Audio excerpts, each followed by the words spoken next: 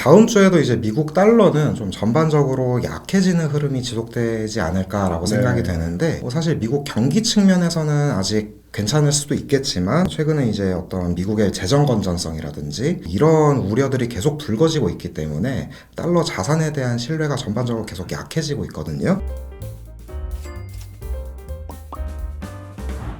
안녕하십니까. 자본시장의 업부 이호경입니다. 네, 안녕하세요. 이코노미스트 이민혁입니다. 이번 주 달러원 환율이 큰 폭으로 하락했어요. 네, 맞습니다. 이 배경에 대해서 좀 설명해 주실 수 있을까요? 네, 이번 주에는 일단 경제 지표는 많지 않았던 한 주인 것 같은데, 그 이외에 좀 주목할 이벤트들이 많았던 것 같아요. 네. 우선 이번 주에 G7 재무장관 회담이 있었고요. 네. 거기서 어떤 미국과 일본 간의 환율 협상이 있을 거다, 이런 기대감이 좀 달러 약세에 영향을 미친 것 같고요. 네. 그리고 이번 주 수요일 저녁에는 한국과 미국의 환율 협상이 있었다는 소식이 전해지기도 했습니다. 이런 부분 때문에 원화 가치가 앞으로 좀 절상될 수 있다, 이런 기대감이 반영되면서 환율이 좀 급격하게 내려간 측면이 있고요. 네. 그리고 이번 주 초에는 또 미국의 신용등급 강등 이슈도 그쵸. 있었죠. 네. 좀 이런 부분이 미국 재정에 대한 우려를 좀 불러일으키면서 달러가 전반적으로 약해졌고, 네. 환율도 그에 맞춰서 많이 내려가지 않았나라고 네. 생각이 됩니다.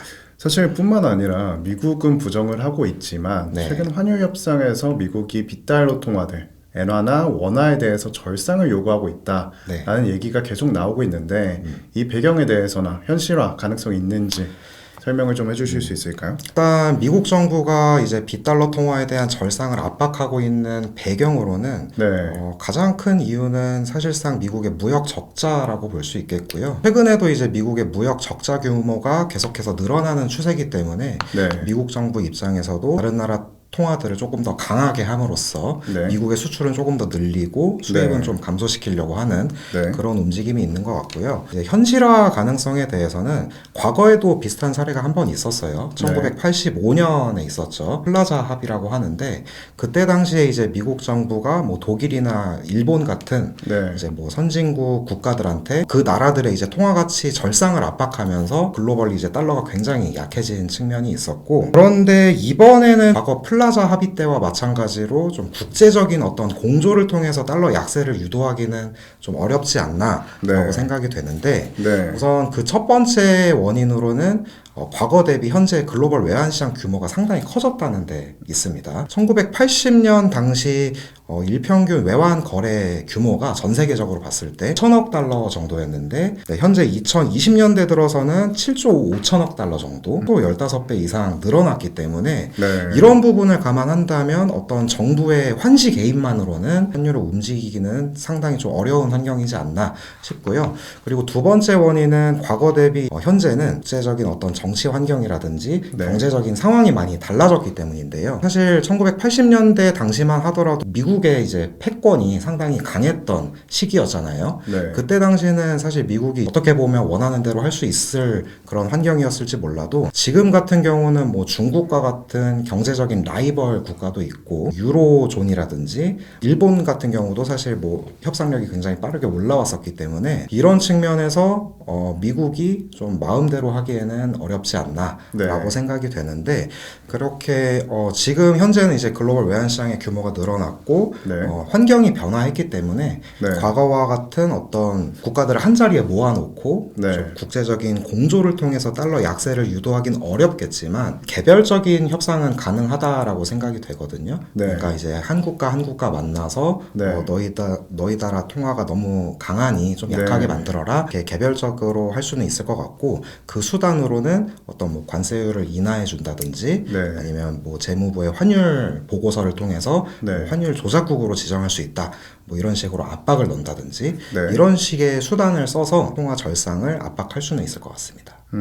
사실 환율뿐만 아니라 이번 주에는 국채금리 관련해서도 큰 네. 폭의 변동이 있었어요. 미국채 금리가 큰 폭으로 상승을 했는데 이 배경에 대해서도 설명을 해주실 수 있을까요? 우선은 최근에 미국 10년물 국채금리, 30년물 국채금리, 네. 소위 장기 금리라고 부르는 것들이 굉장히 빠르게 올라왔었는데, 항상 이제 미국 국채금리가 오르면은 네. 이런 금리 차를 바라보고 들어오는 이제 캐리 자금이 유입되면서 달러 수요가 늘어나고 대로 달러가 강해지는 흐름이 일반적인 흐름인데 지금은 그렇지 않았다는 거죠. 네. 근데 그 이유는 사실 국채의 어떤 기간 프리미엄에서 찾을 수 있을 것 같아요. 네. 사실 이제 기간 프리미엄이라는 것은 이렇게 생각하시면 편한데 돈을 오래 빌려주는 것에 대해서 이제 보상을 줘야 되잖아요. 네. 그 보상의 개념이 기간 프리미엄이다. 이렇게 생각을 하시면 되고 보통 이제 기간 프리미엄이 오르면 국채의 명목금리도 오르게 네. 됩니다. 네. 근데 이렇게 이제 기간 프리미엄이 오르는 유형도 이제 달라질 수가 있는데 네. 첫 번째는 미국의 어떤 경기가 좋거나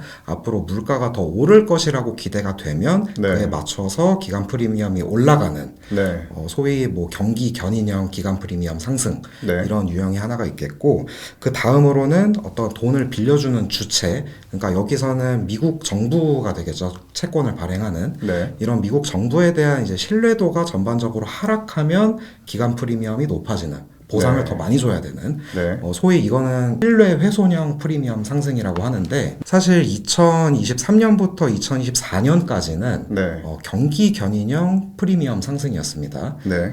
그때 당시 이제 미국 경제도 워낙 좋았고 네. 물가는 계속 오르다 보니 그에 맞춰서 프리미엄도 상승하고 금리가 오르면서 달러는 강했거든요. 그런데 이번에 이제 올해 들어서 네. 트럼프 취임 이후에 한 2월부터는 기간 프리미엄이 올라가는데도 불구하고 네. 그러니까 명목금리가 올라가는데도 불구하고 달러가 약해지는 그런 흐름이 나타나고 있는데 네. 사실 이 부분은 트럼프 당선 이후로 관세 정책에 대한 불확실성이라든지 네. 뭐 파월 연준 의장 해임 이슈 같은 뭐 그런 연준의 독립성을 훼손하는 이슈 네. 그리고 최근에 또 이제 미국 신용등급 강등과 같은 전반적인 이제 미국 재정에 대한 우려가 굉장히 커졌기 때문에 네. 이런 측면에서 달러 자산에 대한 이제 신뢰도가 전반적으로 하락하면서 프리미엄이 올랐다라고 네. 볼 수 있겠고 그러니까 이번에는 좀 이제 국채 금리가 많이 올라오긴 했었지만 금리 상승의 원인이 미국 자산 신뢰도 약화에 있었기 때문에 네. 달러는 오히려 약해졌다라고 보시면 될 것 같아요. 네, 사실 쉽게 생각했을 때 고객들이 자산에 맡길 때도 금리가 높은 은행에, 그러니까 정기예금으로 치면 금리가 높은 은행에 맡길 게 당연하거든요. 그렇죠. 근데 그 금리가 높은 이유가 은행이 이제 망할 위기에 있다든지 은행의 신용등급이 악화된다든지 이런 이유에 있다면 사실 금리가 높아도 맡길 이유가 없는 것 같아요. 맞아요. 그래서 뭐 사실 그렇게 생각을 해볼 수 있을 것 같고 다음 주 같은 경우에는 어떤 이벤트들이 예정되어 있나요? 네, 다음 주에는 주로 이제 미국 쪽에서 지표가 많이 나오는데 네. 우선 화요일에 컨퍼런스 보드에서 소비자 심리 지수가 나오고요. 네. 그리고 금요일에는 미국의 개인 소비 지출 네. PCE 지표가 나옵니다. 우선 이제 소비자 심리 같은 경우는 올해 들어서 굉장히 안 좋았거든요. 네. 사실상 이제 관세에 대한 영향이 상당히 컸다라고 네. 볼 수가 있겠고 당분간은 좀 소비 심리 개선이 어렵다라고 생각이 되는데 이렇게 소비 심리가 안 좋아지는 기간이 굉장히 오래 지속이 되면은 실제로 이제 소비 지출이 줄어들 수도 있거든요. 네. 근데 이제 그런 부분은 금요일에 나올 이제 PC를 통해서 확인을 할 수 있을 것 같고 그동안 이제 소비 심리가 굉장히 안 좋아졌었기 때문에 다음 주에 나올 이제 PC 지표도 조금은 이제 둔화되지 않을까라고 생각이 되고 만약에 이제 시장 예상보다 더 나쁘게 나온다라고 네. 그러면 뭐 미국의 어떤 경기 침체에 대한 우려가 생기면서 연준의 금리 인하에 대한 기대가 굉장히 커질 수도 있기 때문에 좀 이런 부분은 좀 주목해서 봐야 할 지표다라고 생각합니다. 네. 사실 최근 들어서 중요한 키워드들이 계속 바뀌는 것 같아요. 한동안은 또 물가와 금리가 중요할 때가 있었고 그리고 실업률이 또 한때 이슈일 때가 있었죠. 그렇죠. 그리고 미중 무역 전쟁이 최근에 또 이슈였다가 최근 들어서는 또 미국 자산에 대한 신뢰도 이벤트가 부각되고 있는 것 같습니다. 관련해서 환율 전망 어떻게 보고 계신지 달러원 먼저 설명해 주시죠. 다음 주에도 이제 미국 달러는 좀 전반적으로 약해지는 흐름이 지속되지 않을까라고 네. 생각이 되는데 사실 미국 경기 측면에서는 아직 괜찮을 수도 있겠지만 최근에 이제 어떤 미국의 재정 건전성이라든지 이런 우려들이 계속 불거지고 있기 때문에 달러 자산에 대한 신뢰가 전반적으로 계속 약해지고 있거든요. 그리고 더군다나 이제 현재 시장에서는 뭐 미국 정부의 어떤 환율 정책 그러니까 이제 비달러 통화에 대한 절상 압박 이런 기대감들이 아직까지도 남아 있었기 때문에 네. 이런 측면에서도 달러는 점점 더 약해지는 흐름에 있지 않나라고 네. 생각이 됩니다. 그래서 이제 다음 주 달러 원 환율 같은 경우는 우선 기술적으로 봤을 때 이미 이번 주에 1360원대를 갔다 왔었기 그렇죠. 때문에 네. 지금이 1380원인데 이 정도 수준에서 조금 더 하락할 여지가 있다라고 생각이 되고요. 반면에 이제 그동안 환율이 굉장히 좀 급하게 내려온 만큼 맞습니다. 좀 환율이 낮은 수준에서 달러를 매입하려는 그런 수요도 있을 수 있기 때문에 이런 부분은 좀 환율의 하단을 지지하는 요인이 될 수도 있을 것 같아요. 네. 하지만 이제 전반적으로는 글로벌리 달러가 약해지는 흐름 네. 그리고 이제 원화 절상에 대한 기대까지 있기 때문에 방향성은 좀 아래로 보는 게 맞다라고 생각이 되고요. 네. 따라서 다음 주 달러원 환율 레인지는 1360원에서 1390원으로 예상합니다. 그러면 비달러 통화죠. 유로원과 엔원에 대해서는 어떻게 보십니까? 최근 유로화 가치가 달러 대비 상당히 좀 올라오기는 했어요. 네. 그런데 이제 유럽 경기 같은 경우는 여전히 회복될 기미가 딱히 보이지 않고 네. 뭐 러시아, 우크라이나 종전 협상도 지금은 좀 교착 상태에 빠져 있기 때문에 네. 유로화의 강세는 좀 제한적인 상황이다라고 네. 볼 수 있겠고요. 네. 반면에 이제 원화 같은 경우는 어떤 미국과의 환율 협상에 대한 기대가 있기 때문에 네. 상대적으로 유로보다는 좀 더 강한 상태다라고 볼 수 있겠고 이런 측면을 본다면 환율은 조금 더 내려갈 여지가 있다라고 생각이 됩니다.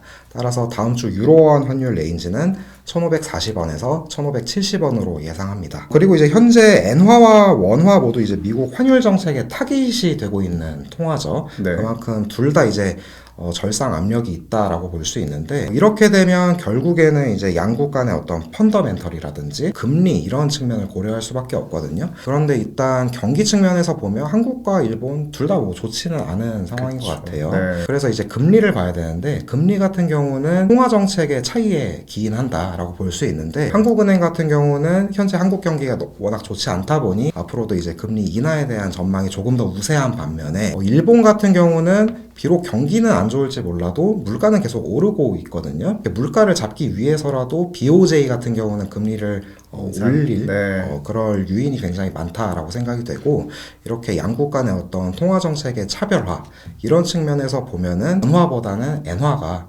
조금 더 퍼포먼스가 좋지 않나라고 생각이 돼서 다음 주 엔원 환율 레인지는 950원에서 975원으로 예상합니다. 이상으로 똑똑한 환율 이야기 환율 똑똑 마치도록 하겠습니다. 감사합니다.